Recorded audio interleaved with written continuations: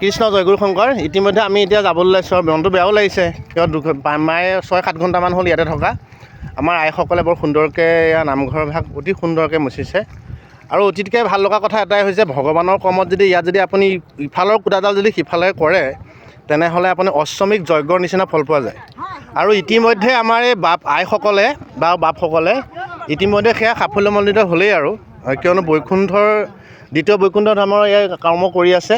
প্ৰভুৰ কৰ্ম লাগিলে সৰুকৈ সকাম এটাই হওক, ডাঙৰকৈ কিবা হওক, ইফালৰ কুটা যদি সিফালে কৰে, প্ৰভুৰ কৰ্মত সকলোৱে মানে এইটো পুণ্য ফল পাই যায়। আৰু আপোনালোকক সকলোৰে অভয় চৰণত আমাৰ ফালৰ পৰা সেৱা ধৰিছোঁ।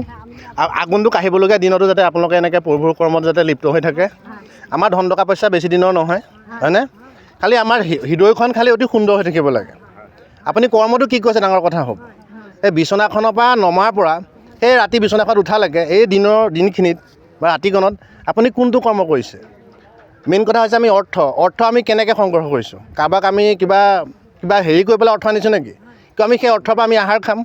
আহাৰ খোৱাৰ লগে লগে আমাক গোটেই আহাৰে আমাক দেহত ক্ৰিয়া কৰিব। তাৰপিছৰ পৰা আমাৰ গোটেই মন মগজু হওক, হৃদয় হওক, তাৰপৰাই গৈ থাকিব। মেইন যদি আমাৰ অৰ্থটোৱে শুদ্ধ নহয়, চবেই অশুদ্ধ হৈ যাব। কৃষ্ণ, আপোনালোকে কিবা ক'ব নেকি? কওক।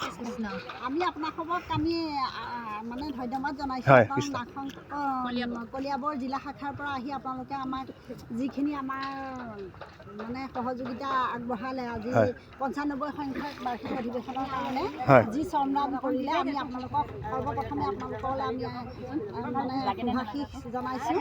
আৰু আমি নিমন্ত্ৰণ জনাইছোঁ যাতে আগন্তুক দিনলৈ আপোনালোকে আহি আমাৰ লগত একেলগে এনেকৈ থাকি আমাকো যাতে সহযোগিতা আগবঢ়াই, আমি পৰামৰ্শ দিয়াৰ লগতে আমাৰ যে অধিৱেশনখন সাফল্যমণ্ডিত হয়, তাৰ কাৰণে আমি আপোনালোকক কৃষ্ণ কৃষ্ণ আহিম কৃষ্ণ কৃষ্ণ দেই, কৃষ্ণ কৃষ্ণ।